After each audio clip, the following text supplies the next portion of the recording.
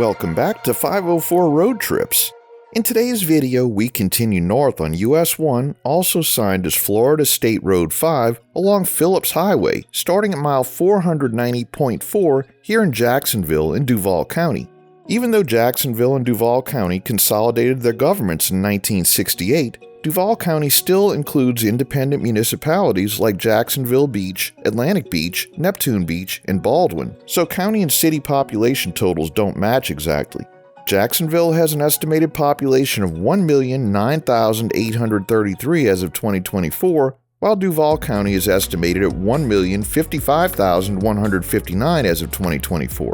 The median household income is $69,872, and the median home value is $293,700. Along the roadway, we have 2 lanes in each direction with a narrow grassy median, and this stretch still has a working industrial edge. A freight rail line runs immediately along the left side of the highway, and we can occasionally see boxcars sitting on sidings, sometimes covered in graffiti. For visitors, the big draws range from the St. Johns River waterfront and nearby beaches to headline events like the Gate River Run and the Jacksonville Jazz Festival.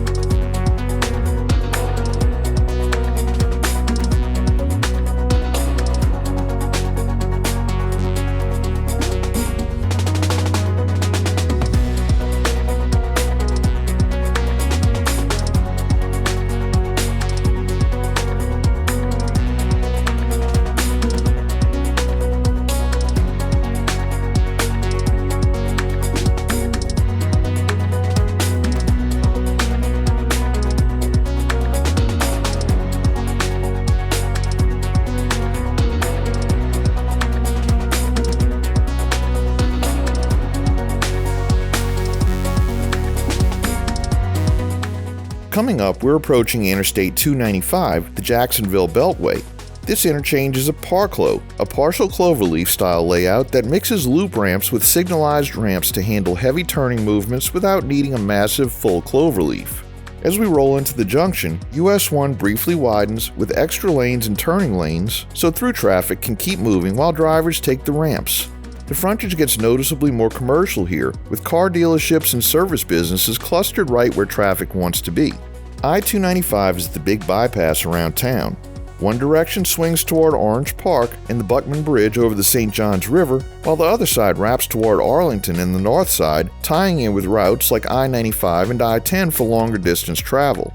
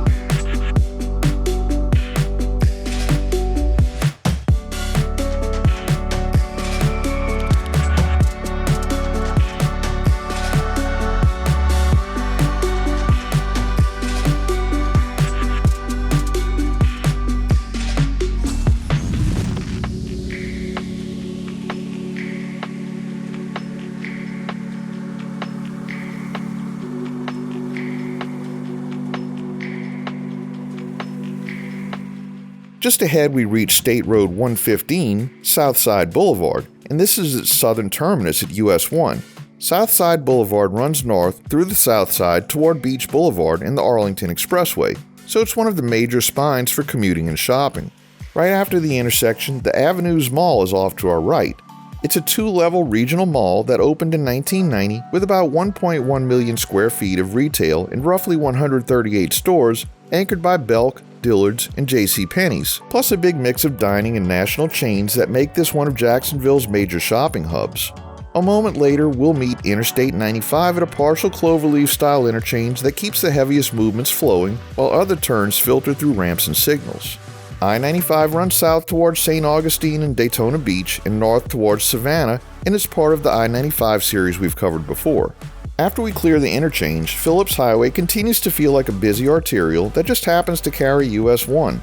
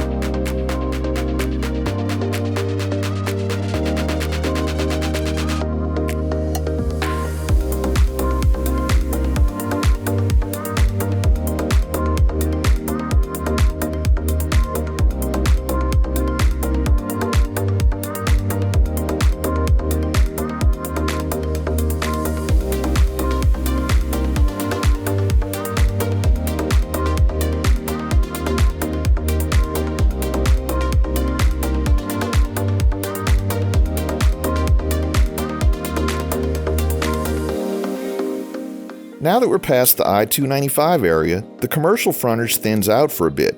We still see office parks and light industrial buildings, but a lot of them sit back from the road behind trees and retention ponds. Traffic, though, is stacking up in the left lane for Shad Road. Even when a cross street looks minor at the signal, it can be a key connector into large neighborhoods and business parks, and roads like this often serve as shortcuts toward the South Side's residential areas and river-adjacent communities.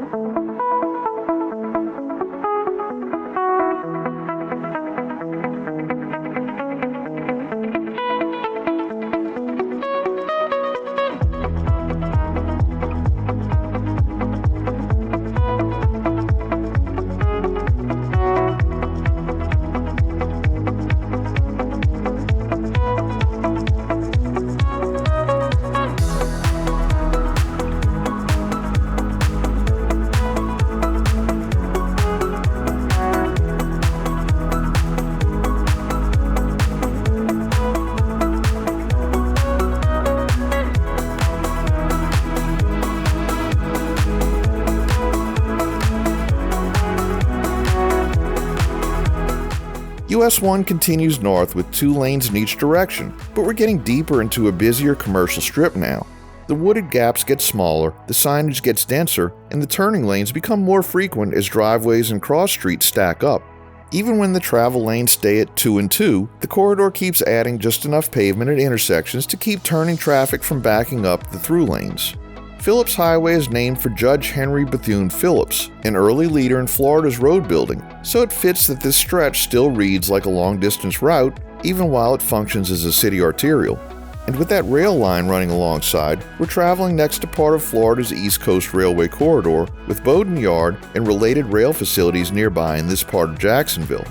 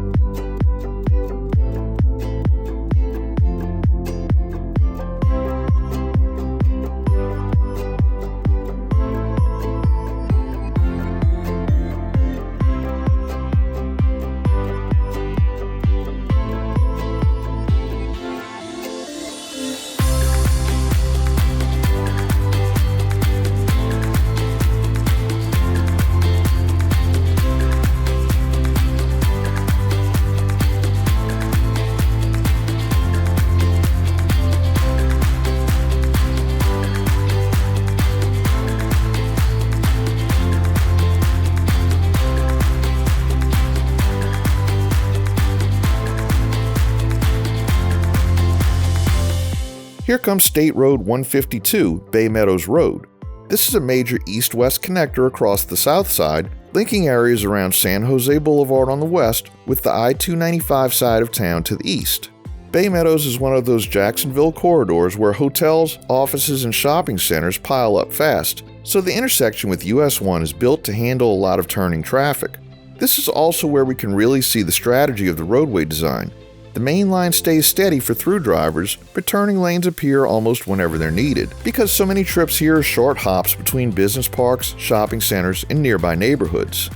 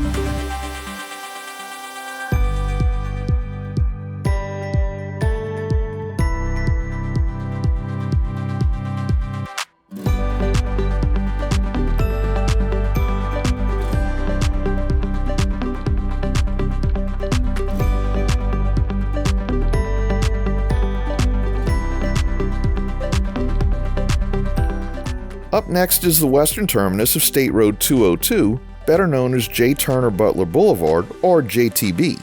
This route runs east from US-1 toward Jacksonville Beach and A1A, and it's one of the primary links between the south side and the Atlantic coast. SR 202 is mostly a limited access expressway, but the westernmost stretch between US-1 and I-95 starts out as a boulevard, then upgrades quickly as we get closer to the freeway system. For beachbound travelers, this is one of the main paths from the south side toward the intracoastal waterway crossings in the Barrier Island communities.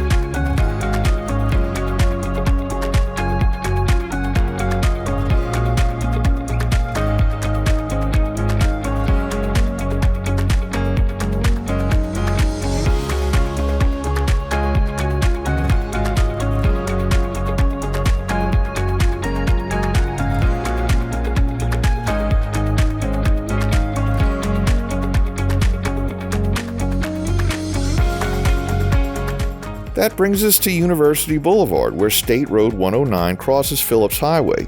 This is a major east-west route through Jacksonville's south side, so it pulls in a lot of turning traffic at the signal. We conclude today's video here at mile 501.5. Thanks for watching. If you like this video, please give us a thumbs up, subscribe, leave a comment below, share and follow us on social media, and join us for our next 504 road trip.